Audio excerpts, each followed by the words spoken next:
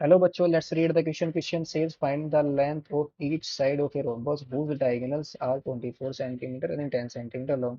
इस क्वेश्चन के अंदर हमें करना क्या है? फाइंड द लेंथ, फाइंड करनी है लेंथ ऑफ ईच साइड। देखिए ईच साइड ऑफ रोम्बस की हमें क्या फाइंड करनी है? लेंथ, जिसके डायगोनल्स क्या है? एक 24 सेंटीमीटर है और दूसरा 10 सेंटीमीटर लॉन्ग है। तो इस क्वेश्चन को सोल्व करने के लिए सबसे पहले हम देखेंगे की कॉन्सेप्ट। यहाँ पर जो की कॉन्सेप्ट है वो हम क्या यूज करेंगे? तो की कॉन्सेप्ट में हम यूज करेंगे पाइथागोरस पाइथागोरस थ्योरम।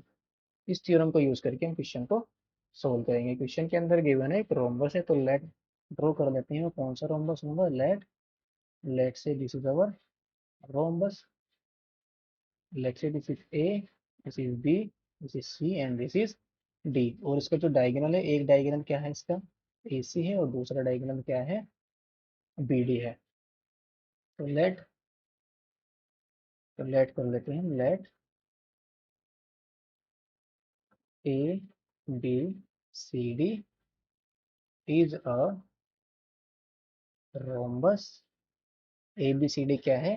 रोम्बस है। और क्वेश्चन के अंदर जो गिवन है, given that given that diagonals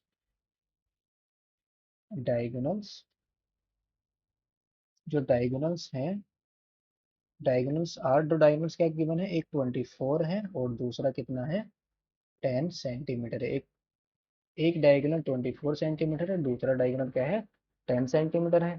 तो इस रोम्बस के जो डायगोनल है, जो हमने लेट किया है, इसके डायगोनल क्या है? एक ए सी है और दूसरा बी डी है। तो देयरफॉर, तो हमने लेट कर रहा हूँ, लेट AC जो डायगोनल है वो क्या है? 24 सेंटीमीटर है। और जो BD डायगोनल है वो क्या है? 10 सेंटीमीटर है। तो मैंने क्या लेट किया? इसका जो एक डायगोनल AC है वो कितना है? 24 सेंटीमीटर। और जो दूसरा डायगोनल है BD वो क्या है? 10 सेंटीमीटर है। एंड वी नो दैट जो डायगोनल होंगे रोम्बस के, कहाँ पर बाइसेक्ट करते हैं एक दूसरे को?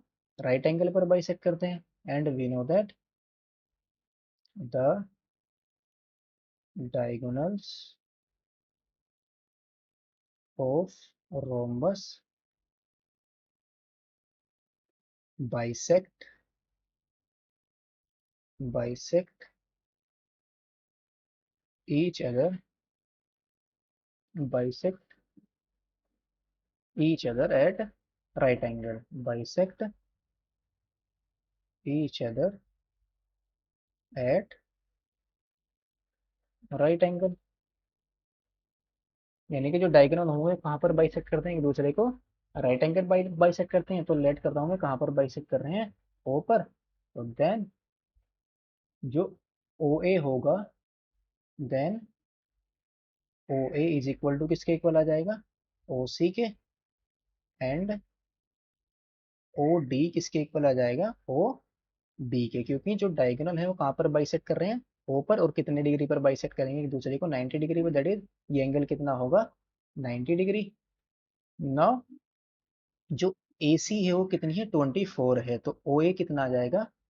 ओ ए इक्वल टू आ जाएगा,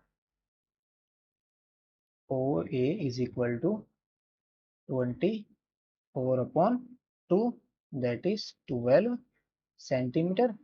एंड ओ डी कितना आ जाएगा? ओ डी आ जाएगा 10/2, that is 5 centimetre. Now in triangle O O A D, जो ओ ए डी ट्रायंगल है वो कैसा ट्रायंगल है? Right angle triangle. तो इसके अंदर हम कौन सी थ्योरम यूज कर देंगे? Pythagoras theorem. Now in triangle O A D by Pythagoras theorem, by Pythagoras theorem. जब पाइथागोरस थ्योरम यूज करेंगे तो जो ए डी का स्क्वायर होगा वो किसके इक्वल आ जाएगा? A D square is equal to O A square plus O D square. तो A D square is equal to, O A की वैल्यू कितनी है? ओ ए की वैल्यू है 12, तो 12 का स्क्वायर प्लस 5 का स्क्वायर। तो A D square is equal to 12 का स्क्वायर कितना आ जाएगा 144 प्लस 5 का स्क्वायर कितना आ जाएगा 25। A D square is equal to 169। A D की वैल्यू कितनी आ जाएगी square root of 169। A D is equal to आ जाएगा 13 सेंटीमीटर। जो रोम्बस की एक साइड है वो कितनी आ गई 13 centimetre. And we know that